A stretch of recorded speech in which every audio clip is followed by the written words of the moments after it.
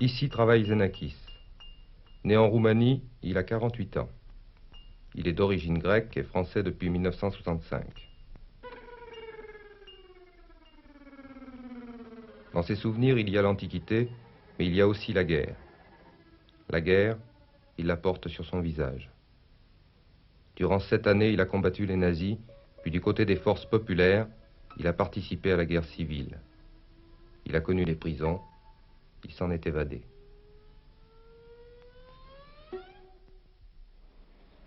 Quand il est arrivé en France, Xenakis, il était vraiment au fond de la désespérance.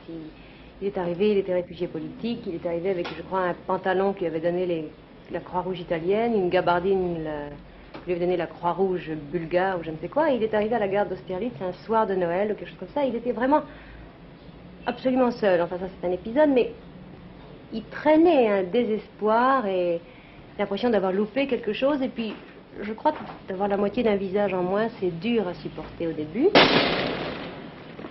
Vous êtes venu à Paris à quel moment?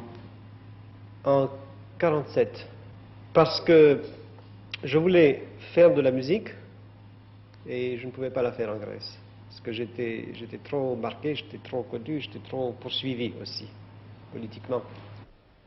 Est-ce que vous avez été en Grèce? J'ai été 3-4 fois, mais je l'attends pour y aller vraiment. Et lui ne peut pas y aller. Il ne peut pas y aller. Est-ce qu'il rencontre ici à Paris des amis grecs? C'est-à-dire qu'au hasard des sorties de prison, on voit des gens arriver qu'il a connus lorsqu'ils avaient 20 ans et des cheveux très blonds. Et on voit arriver un monsieur avec un dentier, du ventre, et puis voilà, c'est son ami, qui a fait 20 ans de prison. Alors, vous savez, ils n'ont plus rien à se dire, enfin, c'est dramatique, ça.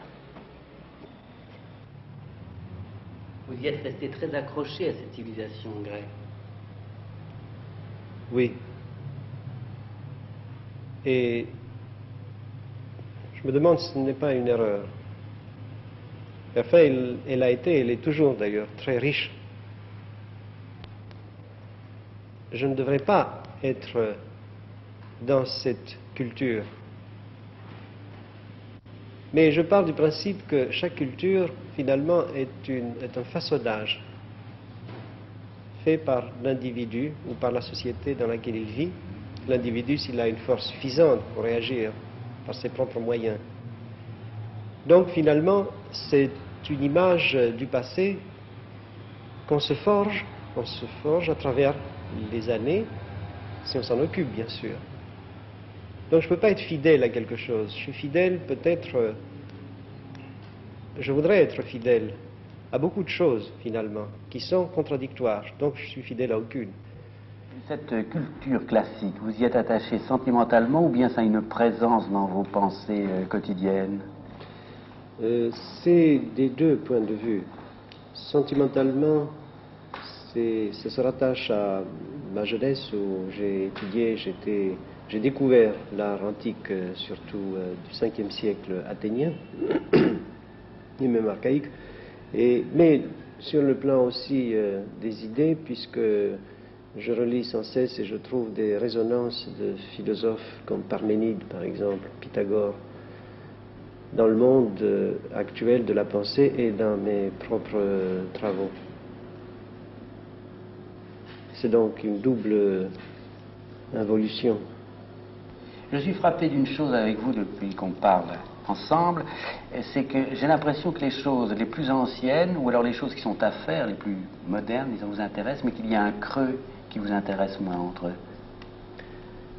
C'est vrai, je ne pourrais pas d'ailleurs l'expliquer. C'est peut-être l'esprit de découverte, ce qui est très très lointain et donc beaucoup plus rare et moins connu. Et parce que tout à coup il y a des correspondances avec l'extrême antiquité et la période, beaucoup de manifestations de la période actuelle.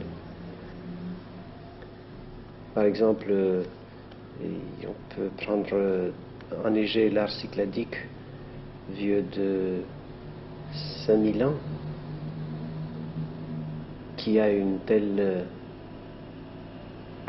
je dirais pas action, mais une telle similitude dans les formes, avec certaines manifestations de la sculpture contemporaine qui sont très frappantes.